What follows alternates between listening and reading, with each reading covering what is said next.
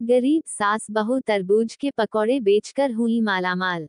गर्मी की तपती दोपहरी में जब हर किसी को छांव की तलाश होती है, जब खेतों में काम करना भी जान जोखिम में डालने जैसा होता है, तब गरीब लोगों के लिए ये मौसम और भी कठिन हो जाता है। लेकिन वही गर्मी अगर किसी के लिए वरदान बन जाए तो ये कहानी है एक गरीब सास भगवती देवी और उसकी जुगाड़ू बहू पिंकी की, जिन्होंने गर्मी के मौसम में फेंक दिए जाने वाले तरबूज के छिलकों से ऐसी मिसाल कायम की, जिससे न सिर्फ उनका घर चला, बल्कि पूरा गांव प्रेरित हुआ।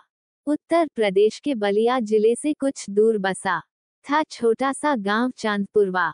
वहां की गलियां कच्ची थी, घर मिट्टी के और लोग मेहनतकश। उसी गांव के सबसे पिछड़े मोहल्ले में एक पुराना खपरेल वाला घर था, जहां भगवती देवी अपने छोटे से परिवार के साथ रहती थीं। उनके साथ रहती थी उनकी बहू पिंकी और पिंकी का 1-1.5 साल का बेटा लड्डू। पिंकी का पति राजू कई महीने पहले मुंबई काम की तलाश में गया था, लेकिन महीनों से कोई पैसा नहीं भेजा था। सास और बहू दिन में दूसरों के खेतों में मजदूरी करती और शाम को भूखी प्यासी लौटती। कई बार तो सिर्फ नमक रोटी में दिन कटते थे। गर्मी ने जैसे सब छीन लिया था। कुएं का पानी सूख चुका था, बिजली तो जैसे गांव का रास्ता ही भूल गई थी। ऐसे में जीना किसी तपस्या से कम नहीं था। एक दिन गांव की मंडी से लौटते हुए पिंकी ने देखा कि कुछ लड़कों ने तरबूज खाकर उसके छिलके कूड़े में फेंक दिए। पिंकी को अपनी माँ की बात याद आई। बिटिया, कुदरत कोई चीज बेकार नहीं बनाती, बस समझ की जरूरत है। पिंकी उन छिलकों को देखकर सोचने लगी, इतने सफेद और मुलायम हैं ये छिलके, क्या इनसे कुछ बनाया जा सकता है? वो छिलके घर ले आई। सास ने टोका, अरे बहू, अब कूड़ा भी घर लाने लगी हो?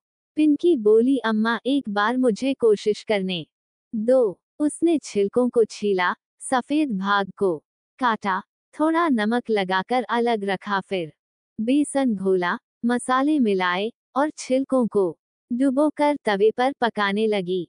थोड़ी ही देर में पूरे आंगन में बेसन और मसालों की खुशबू फैल गई। सास ने एक पकौड़ा उठाया, मुंह में डाला और चौंक गई। अरे बहू, ये तो लौकी के पकौड़े से भी बढ़िया है। अगले दिन दोनों ने पास की किराना दुकान से उधार में 50 का सामान लिया। बेसन, तेल, मिर्च, धनिया। घर की टूटी मेज को धो पोंछकर उस पर मिट्टी का चूल्हा जमाया और स्कूल के सामने पहली बार तरबूज के छिलके के पकौड़े बेचना शुरू किया।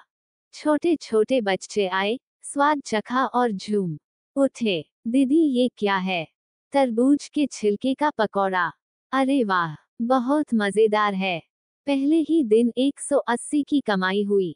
ये उनके लिए किसी खजाने से कम नहीं था। अब सास बहू ने रोज नए नए पकौड़े बनाना शुरू किया।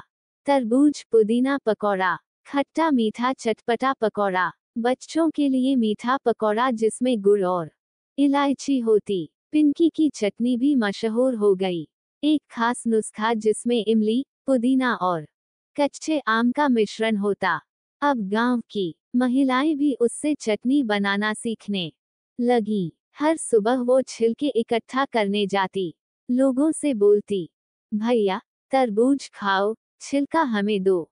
धीरे धीरे हर कोई उन्हें पकौड़ा वाली बहू कहने लगा। एक दिन तहसील से आई एक महिला अधिकारी ने पिंकी और भगवती को पकौड़े बेचते देखा। उन्होंने पकौड़ा खाया, तारीफ की और उनकी फोटो खींचकर सोशल मीडिया पर पोस्ट कर दी।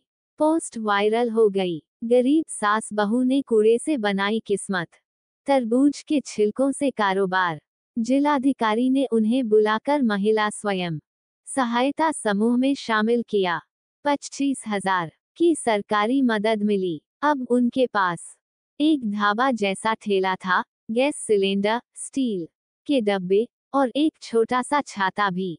तरबूज पकौड़ा घर अब गांव की पहचान बन चुका था। पिंकी ने देवर के मोबाइल से फेसबुक पेज बनवाया, छिलके से चमत्कार। अब लोग ऑर्डर देने लगे, बर्थडे, स्कूल फंक्शन और पंचायत सभाओं में उनके पकौड़े मांगे जाने लगे।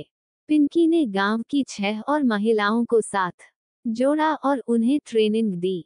एक दिन उसने सास से कहा, अम्मा, अब हम नौकरी नहीं मांगते, हम काम देना सीख गए हैं। एक दिन अचानक राजू लौट आया।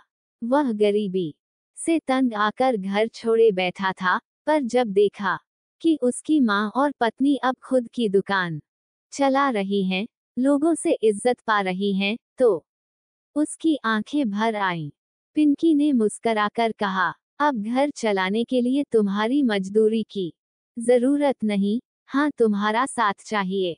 आज पिंकी और भगवती के पास पक्की रसोई है, जिसमें स्टील की बड़ी कढ़ाई, मिक्सर ग्राइंडर, साफ सुथरी टेबलें और सफेद एप्रन पहने महिलाएं पकौड़े बनाती हैं।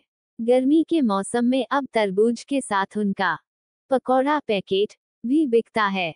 1 किलो तरबूज खरीदो, 1 प्लेट पकौड़ा मुफ्त। उनका बेटा लड्डू अब अच्छे स्कूल में पढ़ता है। पिंकी साइकिल से स्कूल छोड़ने जाती है और रास्ते में बच्चे कहते हैं, देखो देखो, ये वही पकोड़े वाली मम्मी है। गरीबी कोई अभिशाप नहीं, सोच की दिशा है जो नियति बदलती है। जहाँ लोग कूड़ा समझकर फेंकते हैं, वहाँ कुछ लोग सोना खोजते हैं। औरतें अगर ठान लें, तो वे मिट्टी से भी व्यापार कर सकती हैं।